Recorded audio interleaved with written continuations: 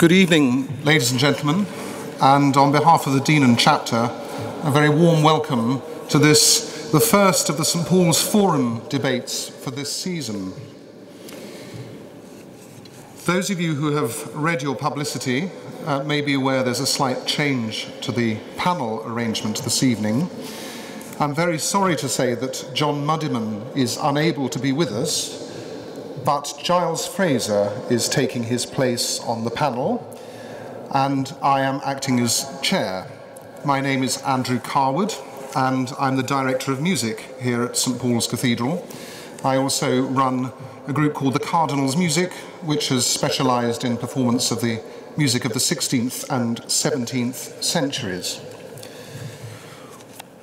We're here to reflect on a character about whom we know relatively very little in concrete terms, but who has had an enormous impact on the development of civilization. Whether it's from Augustine and his worries about original sin, through to the medieval author who came up with the clever tag, Nova, Nova, Ave, Fit ex Ava, news, news, Ave, that is the words of the angel Gabriel, has been taken out of Eve, Ava being Ave backwards. Through to Milton's seductive Eve in Paradise Lost, who first eats the apple, although, interestingly, it's only when Adam eats the apple that Milton feels it necessary to place it at a significant line, number 1000, in Book 9 of Paradise Lost. Through to Haydn, who took Milton as his inspiration and wrote his setting of the creation, where Eve is reduced to very little else other than a subservient wife. O thou for whom I am, my help, my shield, my all, thy will is law to me. And even perhaps right up into the 20th century, with that remarkable film from the 1950s, All About Eve, where a young woman called Eve proves to be the undermining of an older actress's career and her personal relationships. I'll introduce our distinguished panelists in a moment, but for those of you who've not been to one of our debates before, may I just explain the format? In a moment, I'm going to ask both of our speakers to introduce the subject, after which we'll take questions from the floor. If you have a question, please write it on the back of your leaflet and hold it up in the air, and it will be collected. We'll collect questions until about 7:30, and please do try to keep them brief, because it helps us get in as many questions as possible. We will end promptly at 8 o'clock, but before you leave, do visit the bookstall at the back, and please also give generously to the retiring collection for the Bible Society, who do amazing work bringing the Bible to people who have no access to it. And now it gives me great pleasure to introduce our panel. Roselyn Murphy is the incumbent of St. Thomas Church in central Blackpool. Born in Texas, she grew up in Wisconsin in the Midwest, where her father was an ordained Pentecostal minister in the Church of God in Christ. She came to England in 1999 to continue her postgraduate studies, and in 2005 finished her PhD in Biblical Studies at the University of Durham, and in the same year was ordained in the Church of England. She also serves on the Archbishop's Council, the governing body for the Church of England, and has lectured at Durham University, was guest speaker at the Lambeth Conference, and was the first woman to speak at the Muhammad Ali Mosque in Cairo in Egypt. Giles Fraser is Canon Chancellor of St. Paul's Cathedral, heading up the teaching ministry of the cathedral here. He has a PhD in philosophical theology and has published and lectured widely in philosophy of religion and ethics. He lectures for the Army on moral leadership in war at the Defence Academy in Shrivenham, was the founder of the Inclusive Church, and is a regular contributor to national newspapers and to Radio 4's thought for the day. Could I ask you now, please, to welcome our panel?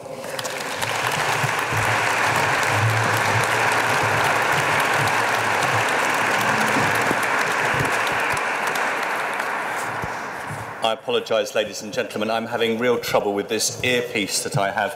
When I was at school, my unkind nickname from other boys was World Cup Willie, because I have big ears and they thought I looked like the World Cup.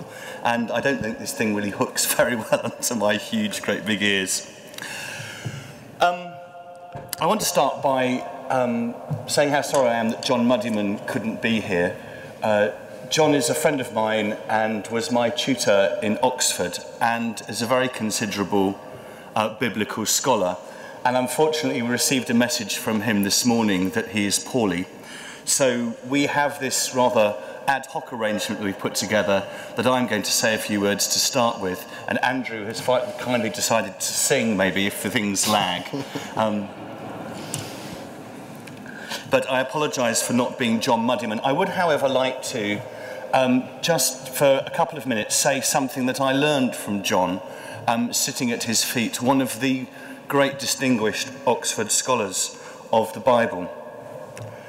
John taught me a way of reading the Bible which opened my eyes. He taught me that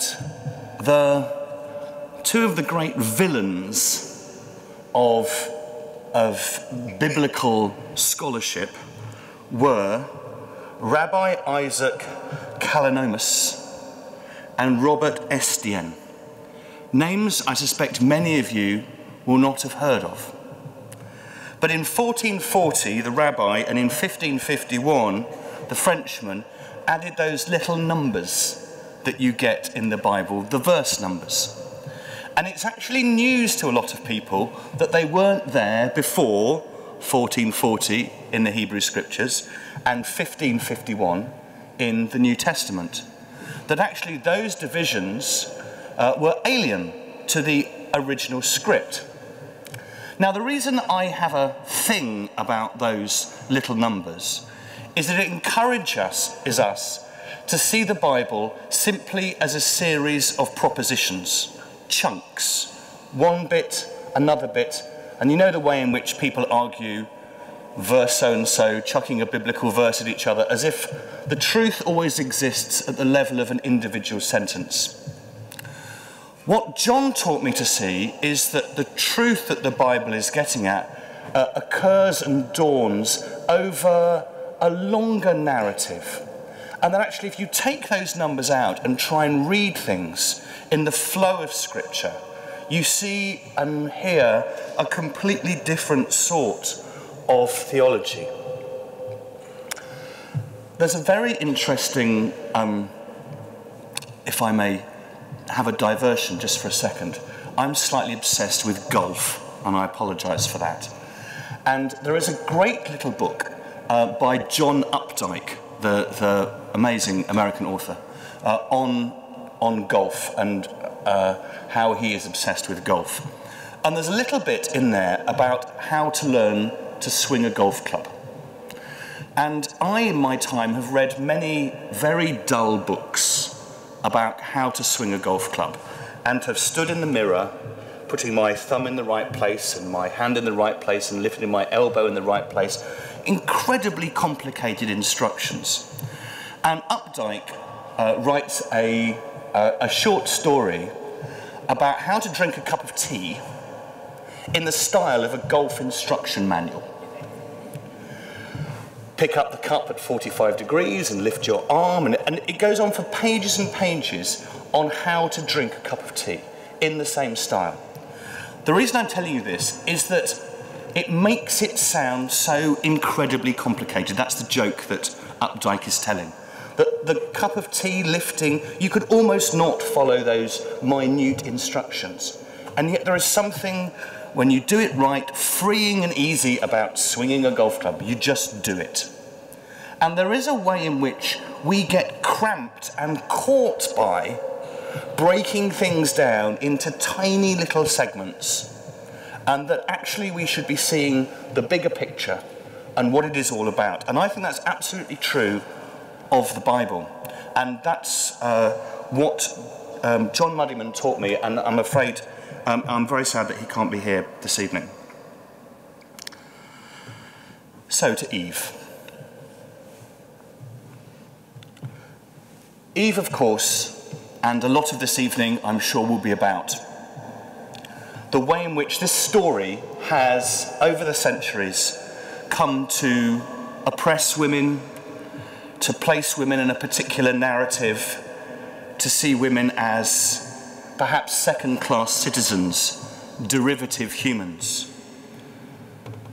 The feminist journal is called Spare Rib for a very clear reason. However, the funny thing is that even though Eve has had an extraordinary, huge cultural impact, and upon women in particular, for the biblical authors, Eve is not a big deal. There's only actually 4 references to Eve in the whole of the Bible. Now you'd think, given how significant a character Eve is in our cultural worldview, the idea that Eve is so little mentioned should challenge us. In fact, this text, Genesis 2 and 3, is relatively marginal to many of the writers, especially in the Hebrew scriptures. And though perhaps not to Paul, and it's through Paul, I think, that we read a lot of Eve in the way that we do, for the writers of the Hebrew scriptures, this is not a big or significant or terribly important text. About the fall, we get that from Paul. Evil, not there. Satan, read it, it's not there.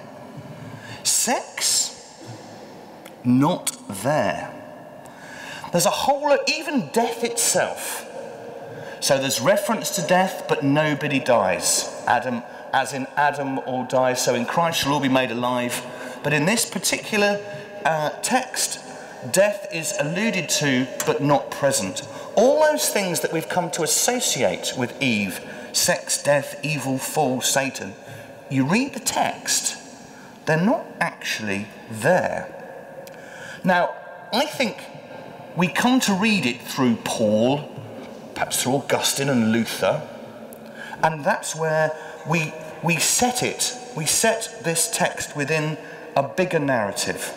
But Paul himself was not concerned with the text per se. Paul was concerned to proclaim the good news. Interestingly, there are 2 creation stories. This is widely known. Genesis 1 and Genesis 2 and 3. And Genesis 1 tells a particular story of the beginning of the world, and then Genesis 2 and 3 tells another alternative creation story about the beginning of the world. That actually, if you read, where's my Bible? If you read the first one, you'll see that woman is already created in Genesis 1, just to remind us. Genesis 1:26, then God said, "Let us make humankind in our image, according to our likeness, and let them have dominion over the fish of the sea, over the birds of the air, over the cattle, over all wild animals, over everything that creeps." So God created humankind in his image. In the image of God he created them, male and female he created them. God blessed them and said, "Be fruitful and multiply." Much more inclusive account, complementary account of the creation of woman, the same as man, the same breath, no difference. But then the second story. There are those who've argued that even in the second story, I'm not sure I buy this, but I put it out there as a point to contemplate, that even in the second creation narrative, where Eve is created out of Adam's rib, Phyllis Tribble, the feminist author, points out that in the creation narratives, the better things come later. You build up to them. And actually, as Eve is created at the end, Eve is, as it were, the pinnacle of creation. Well, there we are. I would like to say that there are other ways of reading this text rather than the text about the fall. In fact, there are many texts within the scriptures that you can use as an account of the fall, depending upon your various understandings of redemption. You could, for instance, understand the enslavement of the people of Israel under the Egyptians as the fall. For a great many of accounts of redemption, of salvation in the Hebrew scriptures themselves, are about the people of Israel being the subject of salvation. The people are set free. The people find a new land, a promised land. And that is a form of redemption for them, one that Jesus refers to quite a lot. The redemption narratives within the scriptures are many and various.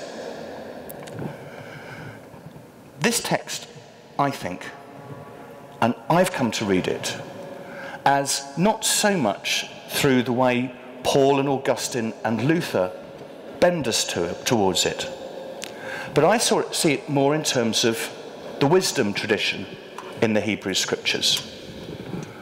A little bit later in Genesis, there is the story of the Tower of Babel, when human beings overstep their limit, overstep their boundaries, try to become like God.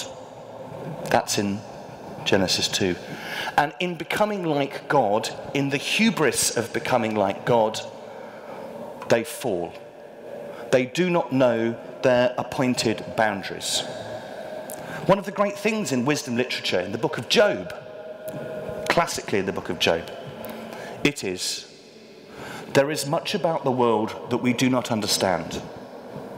And that actually it can sometimes be about human arrogance, where we overreach our limits and reach almost for power, for a power that is not ours to have.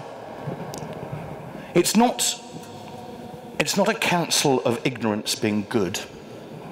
It's a counsel of trust, that on some fundamental level, human beings have to trust in God, in that in which they cannot fully understand. I think within the context of that literature, that set of stories, if you return back to the second chapter, third chapter of Genesis, you see this as human beings being encouraged to overstep their limits, to eat of the tree of the knowledge, that it's about power, and that God is saying there is a sense in which there is much we cannot understand as human beings. You cannot understand. Like the Tower of Babel, do not overreach. Trust in God at the heart of all things. Now, in setting the story of Eve in a more of a wisdom context than in Paul's context, I may be at odds with other people. But it seems to me that this text has been widely misused and widely misunderstood, and often to the detriment of women historically throughout the world. I'd like us to think hard and continue to think hard about how we treat texts like these and how we import into them often our own assumptions about what they say, when perhaps they say no such thing.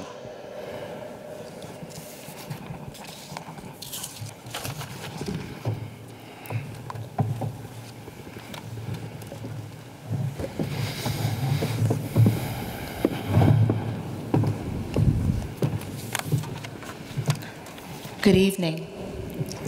really pleased to be with you here tonight and to be on the panel with Giles. We've met about 30 minutes ago, and it's wonderful. Tonight, what I'd like to do is trace the trajectory of the Genesis story, specifically about Eve, and how it has been interpreted and mistranslated throughout its inception. So I'll talk a little bit about rabbinical literature. I'll talk a little bit about the early church fathers, some of the mystic writers, all the way through to Apostle Paul, and a little bit about the Church of England and the House of Bishops. And Giles was absolutely correct. There are 4 texts that mention Eve specifically by name in the Bible. Genesis 3:20, Genesis 4:1, 2 Corinthians 11:3, and 1 Timothy 2:12. And I talk very fast because you may have noticed I'm an American, so I'll try to slow it down just a little bit. Eve, the first woman, wife, and mother, is rarely discussed or spoken of in positive matriarchal terms in biblical exegesis. While credible scientific evidence has confirmed her existence through the discovery of mitochondrial DNA, descriptions of our universal mother yet include widespread use of terms such as temptress, adulteress, victim. And these terms are either stated or inferred in the writings. So sometimes quite explicit, other times silent and undertone. This means that the scientific community gives greater significance to the mother of all living than the religious communities that publish her narrative. And while biblical scholars would agree that the negative descriptions of Eve as temptress or adulteress or victim or harlot are not literally present in the text, they suggest that the condensed narrative lends itself to widespread speculation. And so it gives them the privilege to be able to usurp her story and change it to suit their own needs. So it has spawned imaginative commentary located throughout Jewish literature, be it rabbinical traditions or apocryphal writings, as well as Christian biblical interpretation. For instance, the central scene of the narrative takes place in Genesis 3:6, which reads, "Then the woman saw that the tree was good to eat, and that it was a delight to the eyes, and the tree was desirable to give one insight. So she took some of its fruit, ate it, and also gave it to her husband with her, and he ate." The key elements in the portion of this account isolate the fact that it is the woman who saw the tree, took the fruit, ate it, and gave it to the man. So Eve is the principal character in this brief description of what transpires. In a relatively modern exposition provided by J.T. Walsh, and he's a biblical commentator writing, I think as recently as 1998, so not too far away, he concludes that man listens to his wife instead of God, and yet we never hear Eve speak to Adam in the story of the fall. Rather, Eve gives to Adam, and Adam takes and eats. Unfortunately, his comments echo what those have been provided in the early writings of the church and even later biblical commentators. For instance, if we go further back to the late 19th century, the German scholar Gerhard von Rad interprets Eve's actions in verse 6 in light of human sinfulness that's later described in 1 John 2:16. So I'm going to be referring to those verses that Giles wants you to forget about. He opens his description of Eve with the quote, "The lust of the flesh and the lust of the eyes and the pride of life." And then he concludes his characterization of her by stating, "The one who has been led astray now becomes a temptress."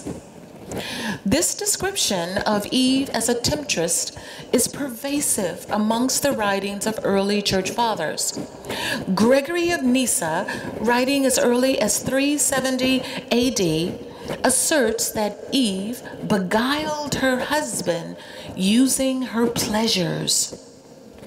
However, negative descriptions of Eve as temptress and co-conspirator with Satan in the downfall of humanity are not confined to male theologians and commentators. Mother Heloise, in the 12th century, a scholar and abbess, is quoted in one of her letters to Peter Abelard as repenting of having been born of a woman, acknowledging her belief that it was the first woman in the beginning who lured humanity from paradise. Now, there may even be some women here today who feel comfortable with this analysis. But in fact, many of the dress codes in contemporary Pentecostalism and conservative evangelism, particularly in churches in America, stress modest dress amongst women as a prescriptive to prevent the temptation of their male counterparts. Unfortunately, the description of Eve as a proverbial temptress continues throughout the medieval period. Bonaventure, the Italian mystic and theologian, goes so far as to describe Eve as a woman who exercised wicked persuasion that led to the corruption of her husband, Adam. Likewise, John Chrysostom uses his exposition of Genesis to rationalize why women should be excluded from teaching others Holy Scripture. He writes, "The woman taught the man once and ruined all of humanity." Of course, his comments resonate with the text found in 1 Timothy 2 and 12. There, it says, "I permit no woman to teach or to have authority over a man. She is to keep silent. For Adam was formed first, then Eve, and Adam was not deceived, but the woman was deceived and became a transgressor. Yet she will be saved through childbearing, provided they continue in faith and love and holiness and modesty." Well, I'm married, I've got 2 children, so I think I've been saved. Today, this text, along with the tradition of the early church to which John Chrysostom is writing, is used by those opposed to female leadership, particularly ordination. However, we know that this text is inconsistent with the practice of the early church, as there are certainly instances in the New Testament where women are leading and teaching others, both male and female. The key to the 1 Timothy text, as in most instances with Bible reading, rests with the translation, particularly the verb that is being used in verse 12. And I won't get into a lot of the Greek for you, but here the tense for the verb is in present active indicative case, which means that it should be considered as continuously active. So a more precise translation would be something along the lines of, I'm not presently or I'm not currently permitting women to teach. Needless to say, the consequences of Eve's actions have become somewhat distorted here in 1 Timothy. In this instance, Eve's character as a woman has been deceived, is projected onto all women in order to limit female leadership and potentially stifle their teaching gifts. The unspoken nuance of the text is that since Adam was not deceived, he was skillfully persuaded to sin by his wife. Consequently, Eve also represents all women and their potential to lure men into sin.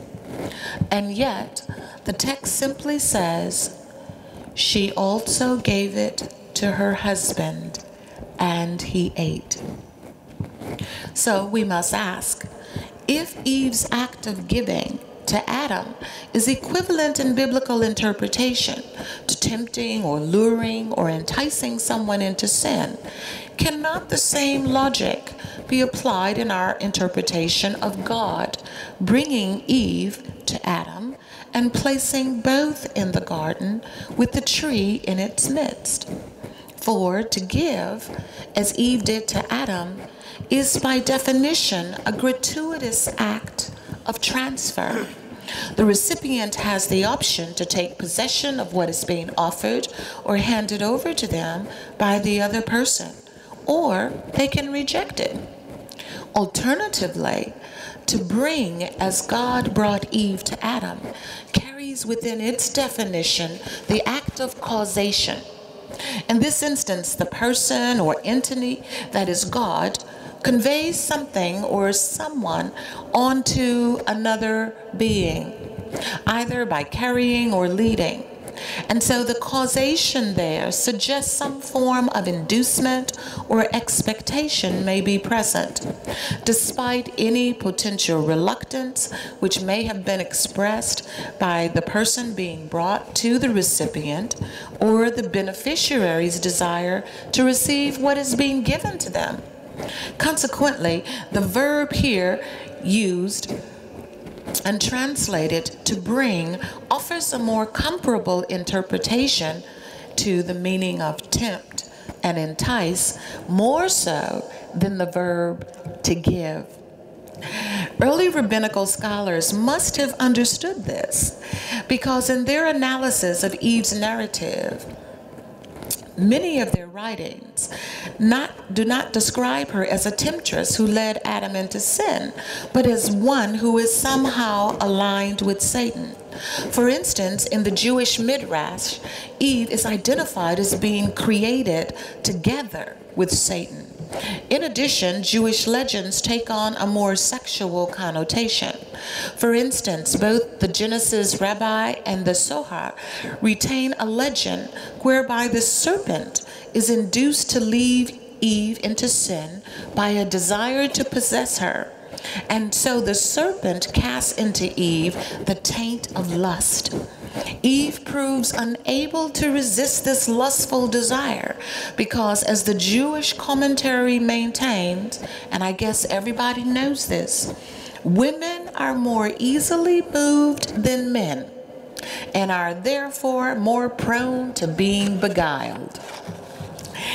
The Genesis Rabbi goes on to explain that this lustful seduction was possible because at the time, Satan had the shape of a man. And then Rabbi Eliezer further expands this thesis. While this writing relies on much earlier Palestinian traditions, Christian writers such as Paul reveal the influence of these texts as well. In this particular literature, the author argues that Adam only fathered Seth. Prior to Seth, Eve became pregnant with Cain after the evil angel Samael seduced her. The writing goes on to clarify that during this deception, the angel came to Eve riding on the serpent. So unwittingly, Eve, the consummate victim and now adulteress, only recognizes that she has been duped after giving birth to Cain. The writing states that Cain's likeness was not of the earthly beings, but of the heavenly beings. And so Eve then prophesied and said, I have gotten a man with the Lord. This interpretation of Genesis 4:1 finds further support in the Targum Pseudo-Jonathan. Old Testament scholars suggest that these Jewish writings strive to justify Eve's comments, which were being perceived as being problematic. And Haggadic literature actually represents scholarly efforts to deflect any type of speculation that Eve had an affair with God. So it appears that Jewish scholars believed it's far better for the mother of all living to bear the title of adulteress or to be perceived as a harlot, rather than to depict the influence of Greco-Roman or Near Eastern mythology surrounding fertility cults in their writings.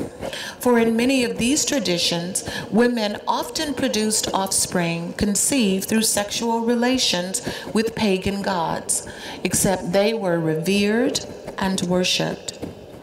What appears most alarming is that in these Jewish texts, they ignore the biblical texts altogether, identifying that it is Eve's sexual relationship with Adam, her husband, and her obedient response to God's edict to be fruitful and multiply that actually produced their son Cain. Genesis 4:1 states, Now the man knew his wife Eve, and she conceived and bore Cain, saying, I have produced a man with the help of the Lord.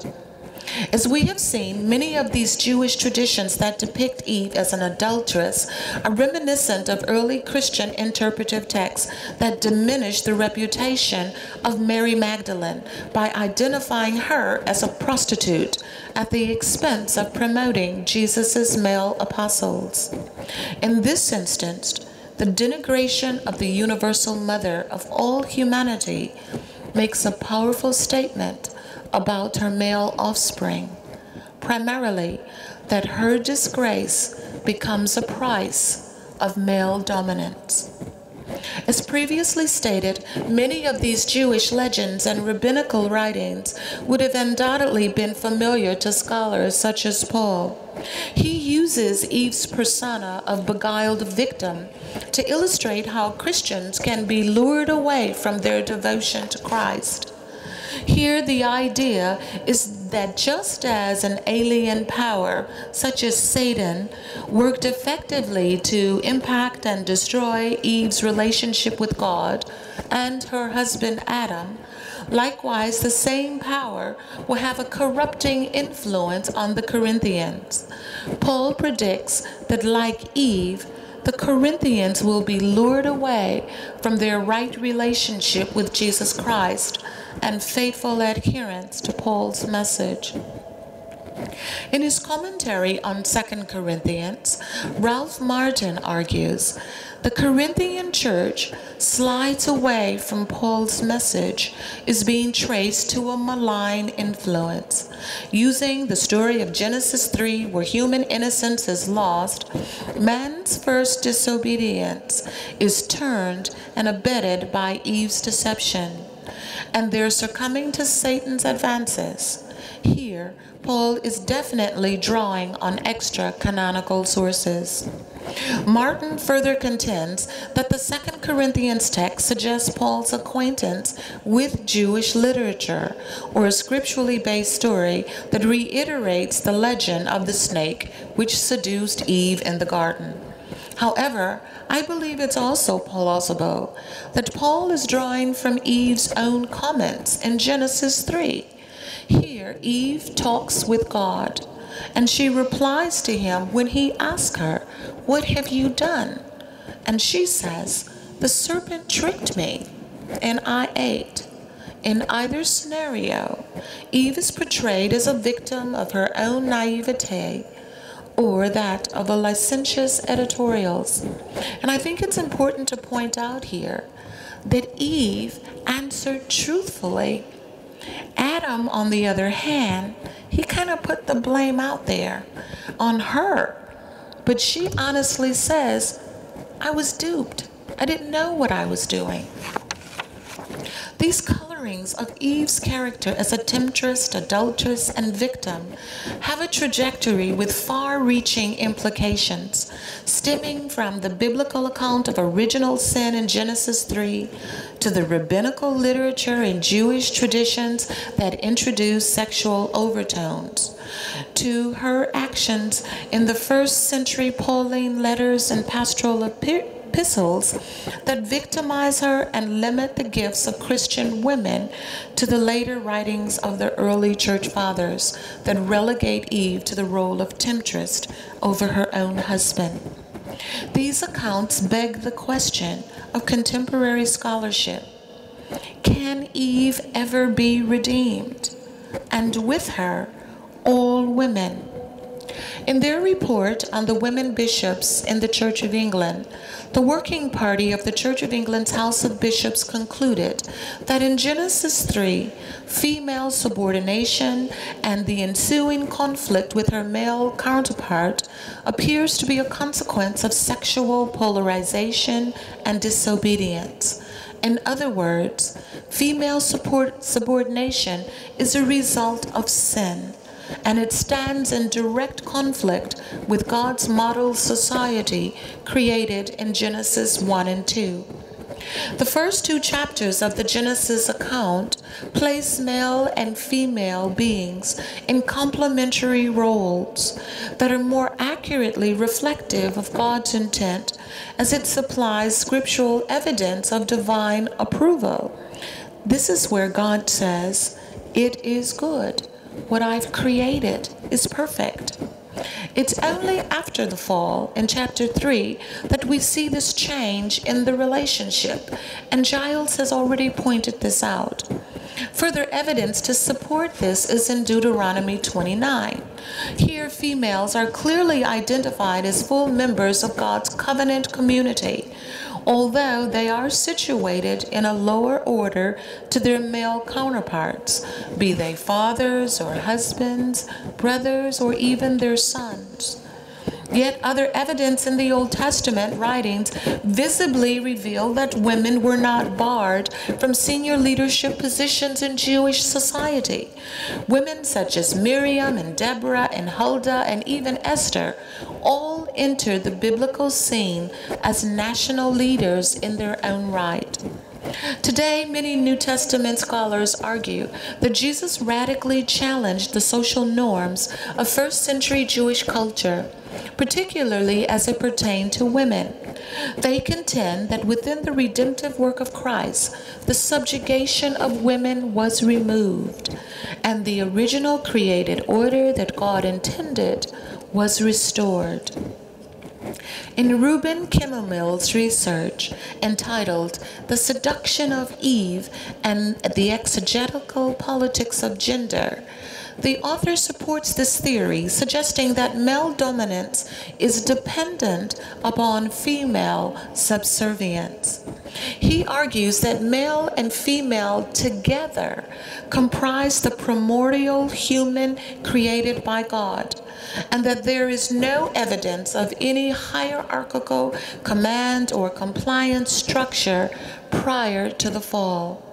He persuasively contends that subservience in the Genesis account, be it the snake to the humans, the female to the male, or the male to the land that he must till, is presented within the context of punishment for sin. Consequently, mutuality replaces subservience through the restoration of God's creation to its original pristine glory. Paul's writing in Romans 5:23 affirms this salvific ecclesiology. It reads, Since all have sinned and fall short of the glory of God, they are now justified by his grace as a gift through the redemption that is in Christ Jesus, whom God put forward as a sacrifice of atonement by his blood, which is effective through faith. Consequently, it is our faith in the redeeming work of Christ that restores us to God's pristine glory. It is also our faith, or lack thereof, that determines whether we will continue to perceive others, or maybe even ourselves, as subservient members within the body of Christ.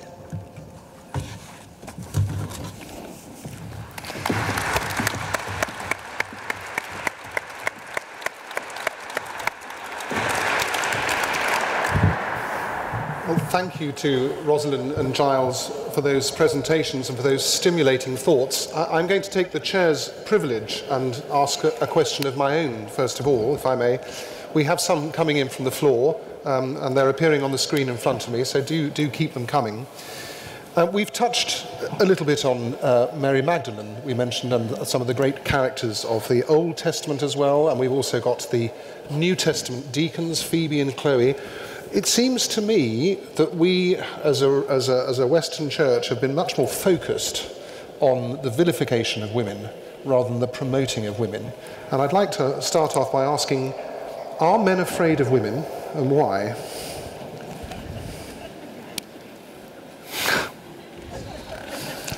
I've always wanted to silence a panel.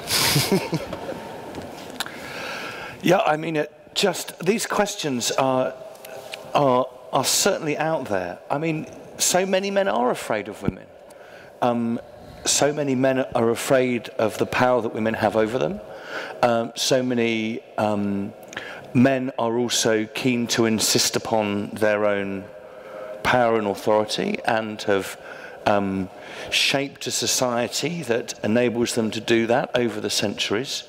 And the way in which religion itself and the sorts of stories we've been looking at have been crowbarred into supporting a sort of patriarchal society, underpinned by a fear of women often from men, is something that takes such a vast amount of biblical, psychological unscrambling.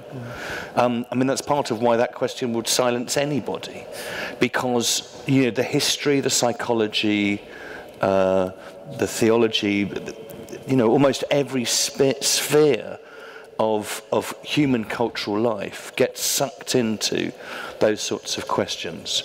And they are ones that I think in the 20th century we have begun to try and unscramble. But I think there's actually a huge amount more unscrambling that needs to happen in a whole load of areas, including theology. I would say I'm not as sure if it's being afraid of women as much as it is being afraid of the loss of power, because it really is about a power struggle. And I've always been a firm believer, if the only way that you can move forward is on the backs of someone else, then somehow what you acquire is not worth it, because you've had to destroy someone else in the process of getting it. And I think that's part of what Jesus came to teach us. Is it's quite clear that he was able to liberate Israel, to rid it of its Roman captivity, and to set it free and to raise the people up. But instead, he chose to take a more humbler, more salvific course, because there would have required destruction of others. And I think that's the message, that even as women, as we do come forward, we have to remind our brothers, listen, I'm not trying to take your power. I really want to come forward on what it is that I have to offer. And I believe if we work closely together, we'll be able to complement each other. Thank you. The Freudian analysis in all this is that it's a fear of loss of potency, isn't it? That it's a fear of loss of power, and that the Freudian understanding of that relationship is something to do with fear that one's power, one's potency is going to be taken away in some way. Or the other side of it, if we go back and look at fertility cults, there was actually the aspect of women needing to take on that seminal influence in order to rise up and be powerful. So there's a little bit of both working in that, I think, that there's the loss of the power or the fear of it, but also, as you said, I think there's this sexual thing going on as well, too. Dare I say that, in the Cathedral. Yeah. I'm glad you've mentioned that, actually. I suspect quite a lot of our questions this evening will be to do with the relationship of men and women. I'm going to move to the first one from the floor now, which says, is Eve a scapegoat for men not being able or willing to control their libidos? I don't know which direction to look in first. Giles, do you want to speak first on this one? Well, I mean, it grows out of what we've been talking about before. The whole idea of I'm not sure it's just about the control of libidos. I think libido is part of it, but I think it's broader than that. I think, as Roselyn's right, it's something about power, which is not just about libidos. But you know, it seems to be absolutely clear that women have been scapegoats in culture for centuries. And that's something to do with, I mean, those who are scapegoated are generally speaking, overwhelmingly, those who don't have power. And so it's those people who don't have power that can be scapegoated by other members of the community. So a lot of this is actually about pretty big dynamics of power. Yes, women are, and I mean, it's very, very subtle. I mean, and sometimes it's really hard to know whether it's going on or not. Was Amanda Knox in the trial in Italy that's been going on, was she being scapegoated by the media? Well, in one sense, you might want to say she was.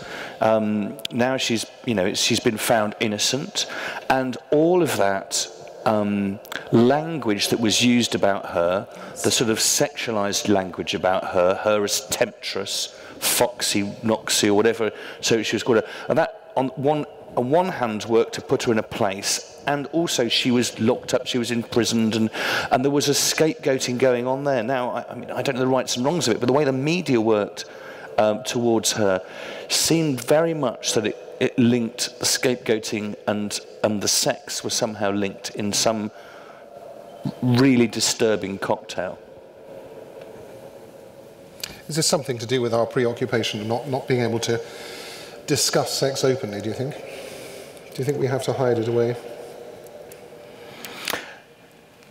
I think we're better at discussing sex. I mean, I think perhaps we discuss sex too much these days.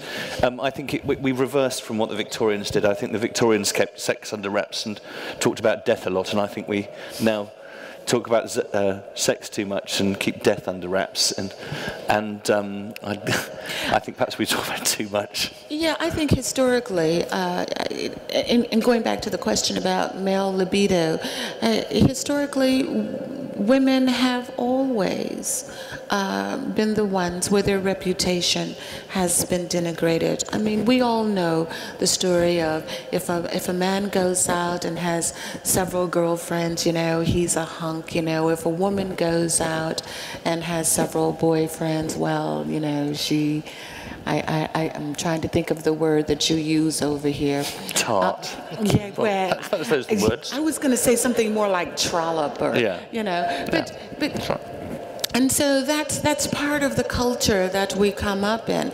And we know that historically, whenever one nation is being conquered by another, and we see this happening with the wars and the fighting that's taking place in the Sudan and other places of Africa, what do? You go in, you rape the women.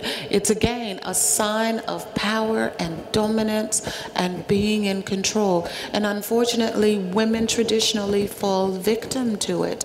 And I liked what you were saying earlier about men being able to be more confident in themselves, where they actually aren't afraid of women and feel that part of their role in protecting her, if she needs to be protected,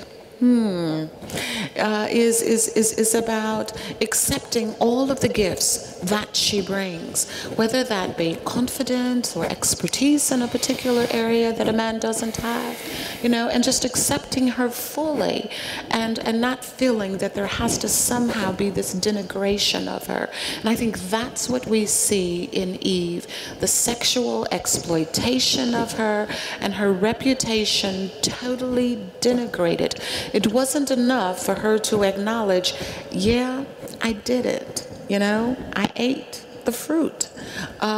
She had to be thoroughly and totally stomped upon and just obliterated, and her reputation along with it, so that women could not possibly rise above that. Is part of the issue, do you think, in relation to that if one accepts Genesis as being fairly literal, that a God who is all-powerful and all-knowing, who created a certain situation, couldn't create someone who would get something wrong like that? Yes. Don't eat this. She first eats it, Adam eats it second. Do you think that's part of the reason for the vilification? I think what we're looking at, specifically in this instance, is I think the early Jewish scholars really had difficulty with the fact that she makes this comment about having given birth to a man by God, because at the time divinity comes out of the ability to recreate. God has created this man and woman, and now so has Eve. Can I just respond to the question about reading it literally? Because culture wars, particularly in the US, often focus on the idea that you are obliged to read this Genesis account literally. But if you read it literally, you're not actually taking it seriously, because there are two accounts. There are two accounts. Woman is created twice. If you're reading it literally, created there in the first story, God created them, and then created there again in the second story.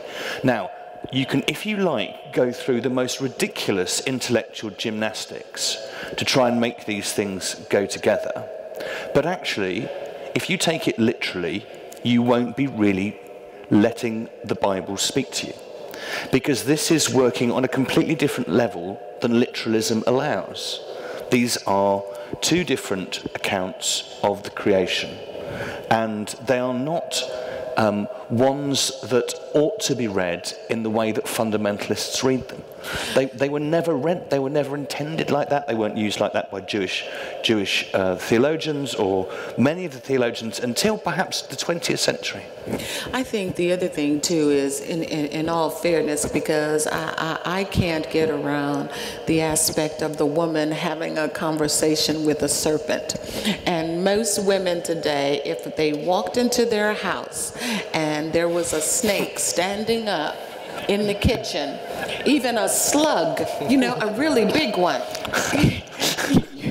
you're not going to have a conversation. You're looking for the salt or the slug repellent, or, you know. So there's some aspects of the Bible that I think, in all fairness, we can't take literally. And so we have to begin to understand, what is the story and what is it saying? You know, is the serpent really Eve's conscience, or the concept of the idea, I wonder what would happen if we ate this fruit, because we've been told this was going to happen, or why have we been told not to eat this fruit? And so this conversation may be taking place internally with Eve, or possibly with her and Adam.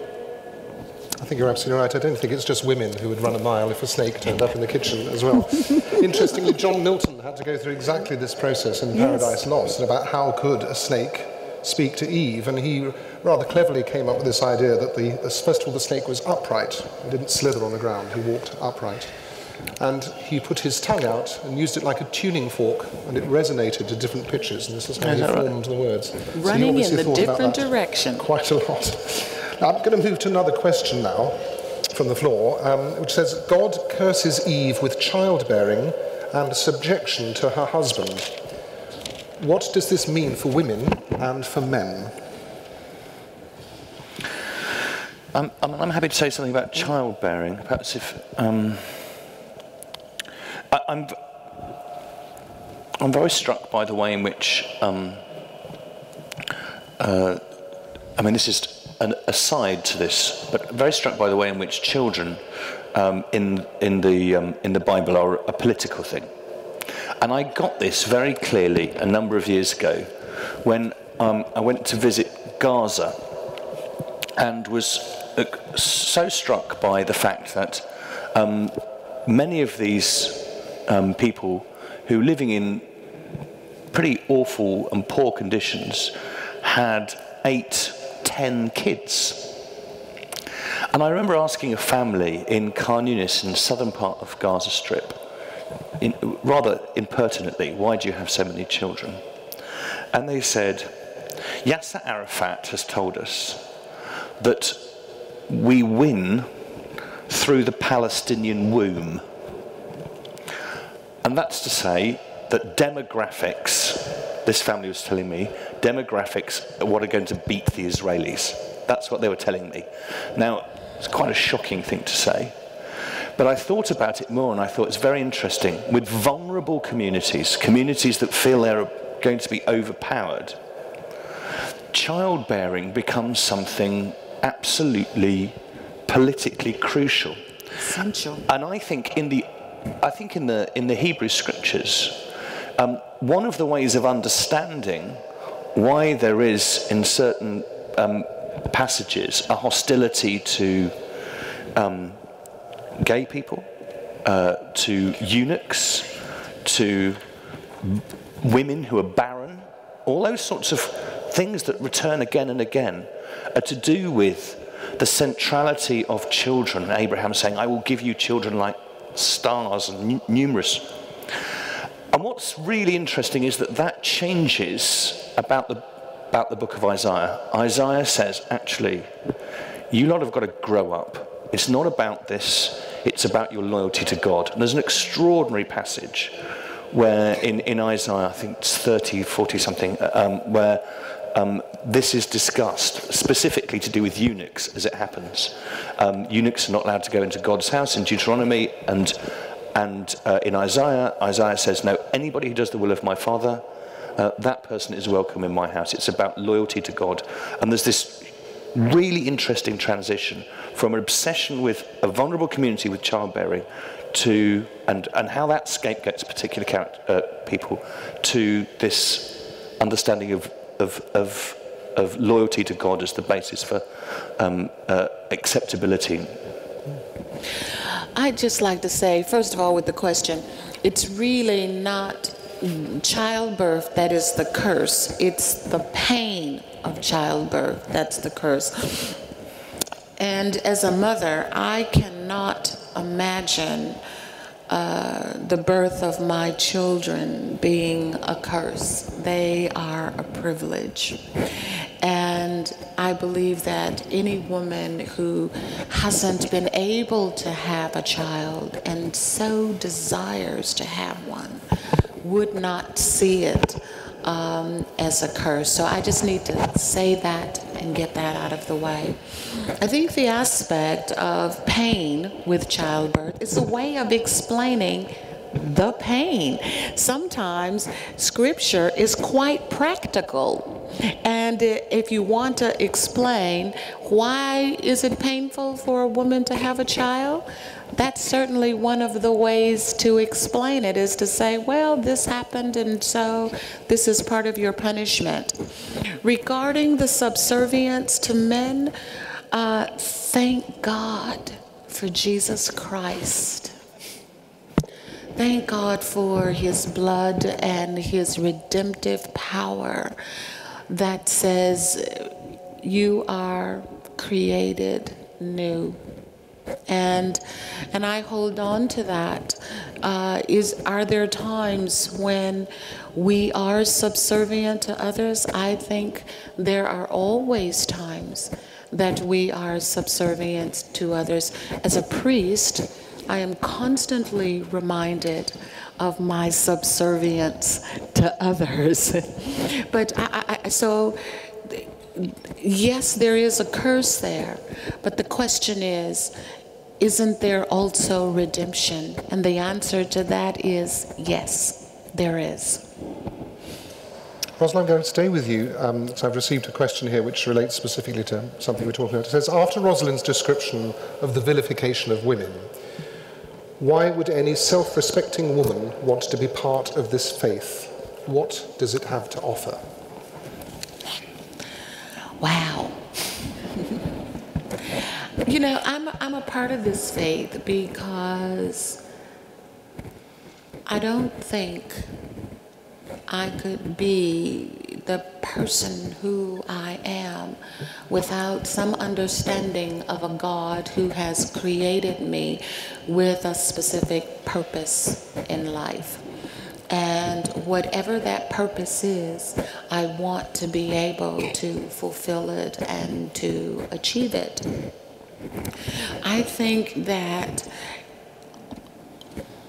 several religions have problems with women. So it's not just the Christian faith. We could talk about Judaism, we could talk about Islam, we could talk about even some of the Hindu religions that deal with the caste system. And so it's not just about religion or faith, it's about really being who you're created to be. And I personally, I'm a fighter. And I don't think you can be, and I'm going to say this, and I hope it's all right, I don't think you can be a black woman today and a biblical scholar and a priest and all that goes into that without having a faith to back you up. Some place and somewhere deep inside of you that you can go and be able to find restoration and strength and zeal to keep going. And so that's why my faith is so important to me, because it helps me live out this person that I'm called to be, because it's not just a priest. I'm also a woman, I'm also a wife, I'm also a mother and a sister and an aunt and a scholar and everything else that goes along with it. And with all of that mixed in there together, I need something inside that I can always go back to that keeps me centered, and that's my faith.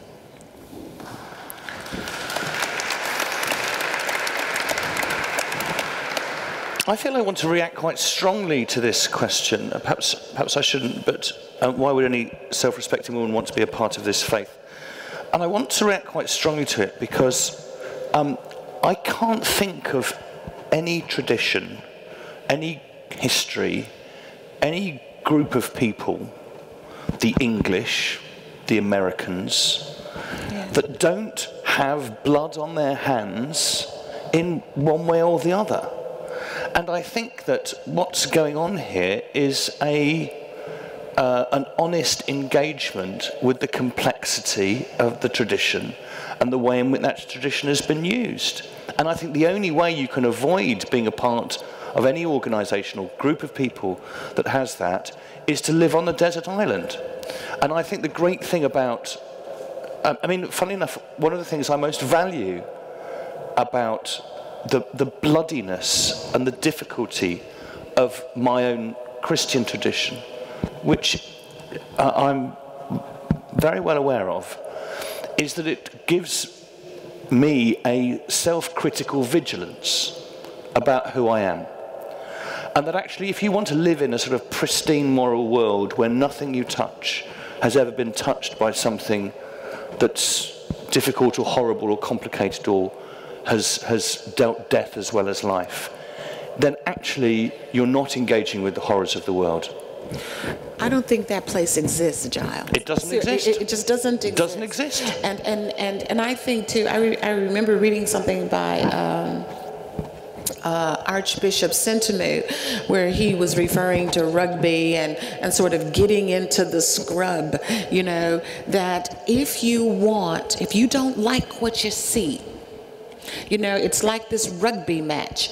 Get in there, you know, get dirty, get bloody, roll your sleeves up, be a part of winning the game and making the transition and making things change. You can't do it looking on the outside and just pointing fingers and saying, oh, I don't like that, or what about that over there?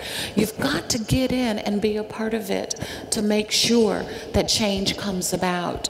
And I like what you said too earlier about the engagement. If you don't have women like me who get in there into the scrub again and get engaged with what's happening in the church, it will never mature. It will never grow into the head, which is Jesus Christ. And you have to remember, the church is on a journey. She's still quite young. She's on a journey. I'm going to move now to some questions about the Genesis story and its place in the Bible. I'm looking at one at the bottom here. It says, who put this story in the Bible and why?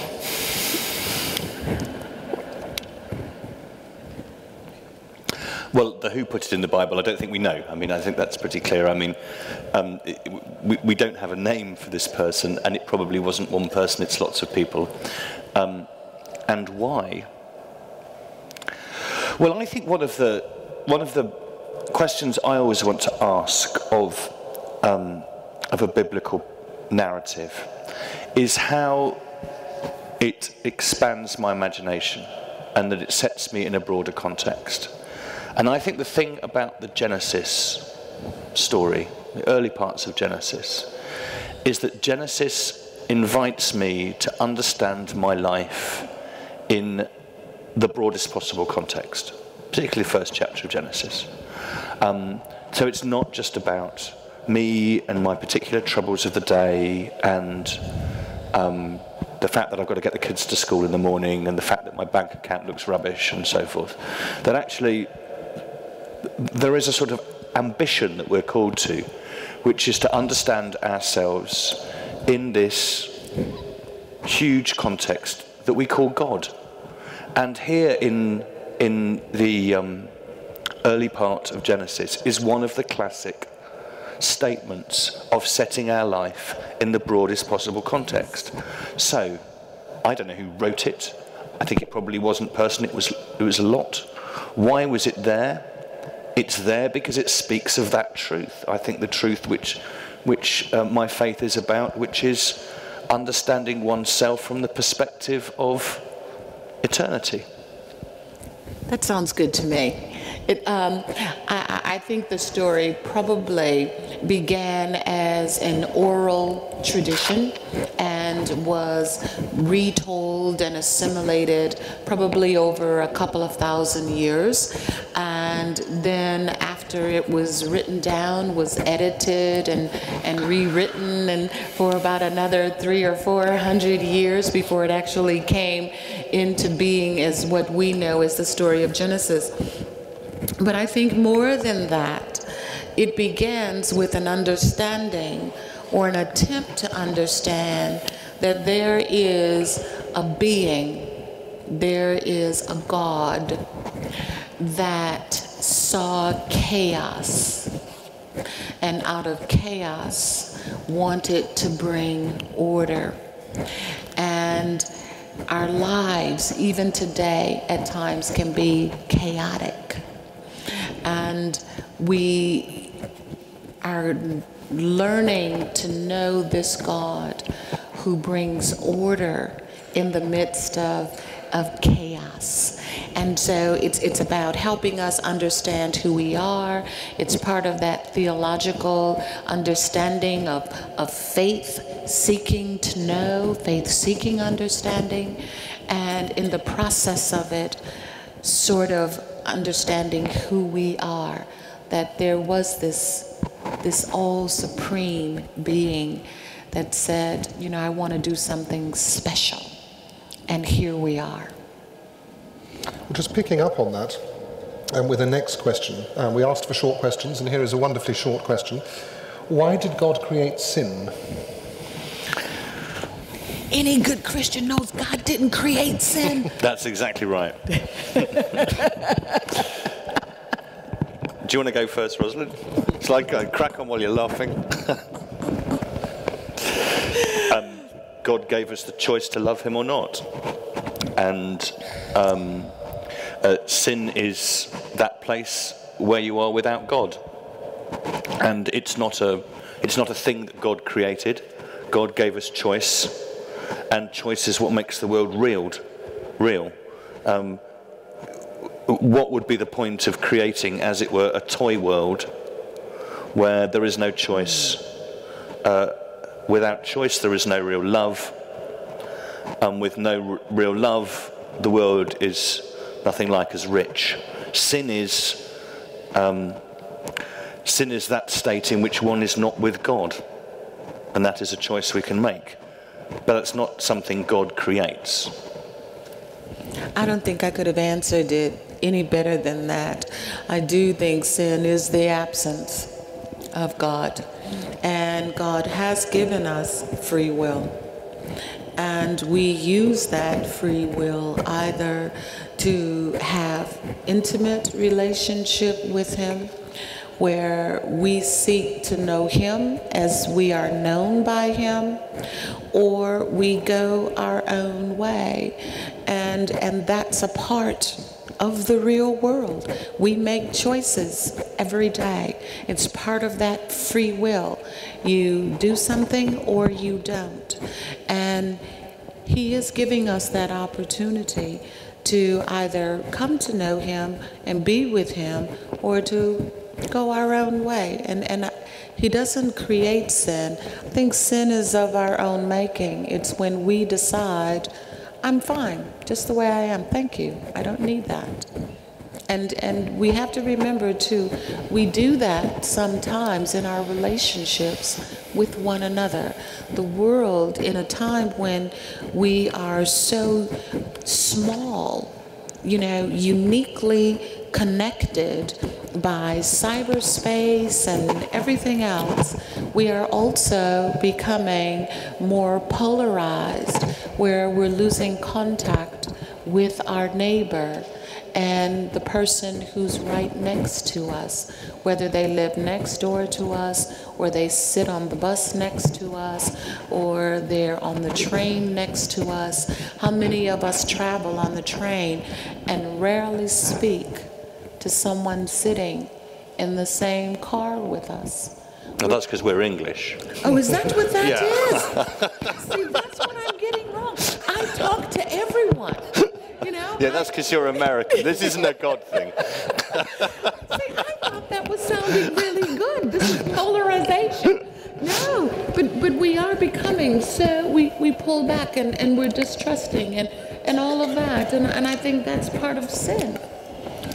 I think this next one might have to be the last question before I ask our speakers to do their final comments. You might take issue with the phrasing of this question as well. It says, if it was all resolved or redeemed, what would it look like? Enigmatic one for you to finish on. Well, so this is, what does heaven look like? It is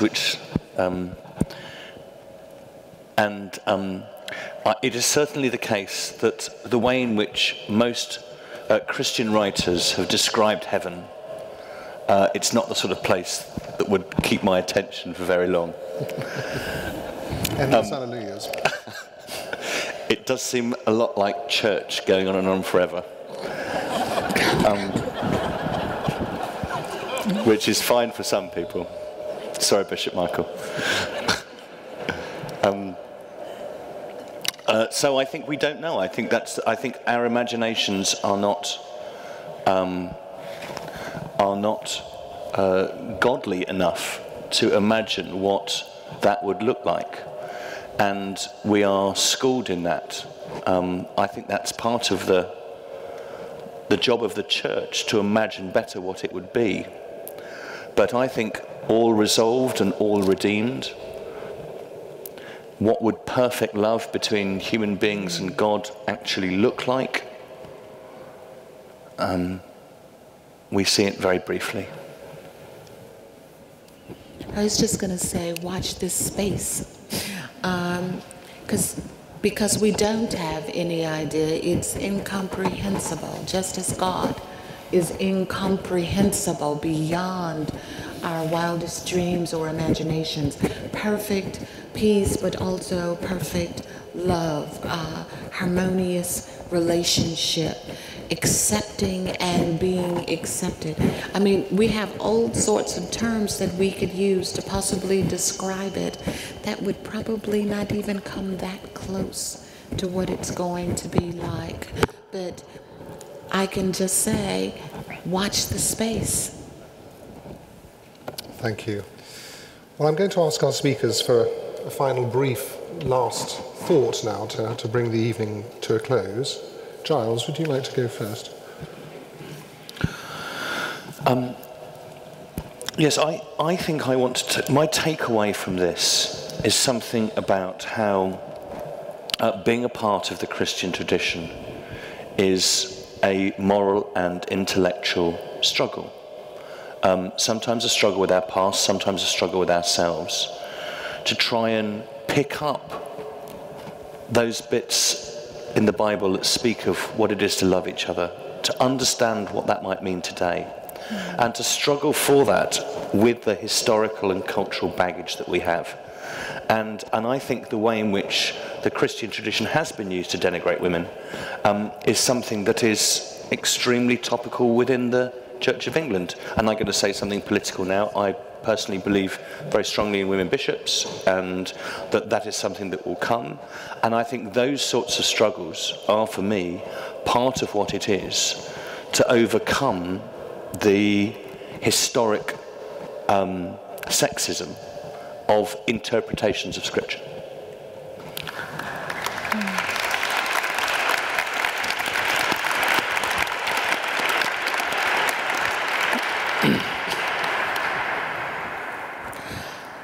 I'd like to go back to my original question about, can Eve ever be redeemed and all women with her? Because for me, the whole process of faith is about redemption. Us being able to leave behind whatever we were and become something new and incredibly wonderful. And I'm not sure that we allow that to happen in the church. It would be lovely if we did. And so that's why we're called, I think, to engage with her and to remind her of her mission. And that is the people of the redeemed. And that's what we are. And instead of spending so much time, I guess, I don't want to say arguing, but rigorously debating whether or not women should be priests or women should be bishops, we should be rigorously exposing the love and generosity of God to those who don't know him. And so, yes, I support women bishops, obviously, but I also want to say that for those who aren't there yet, part of the grace of God is allowing people to come at their own speed. We grow and mature at different levels, and it's the theological engagement, it's the biblical and intellectual challenge that we bring all of that together, and we learn to appreciate one another where they are, and we still go forward together. So.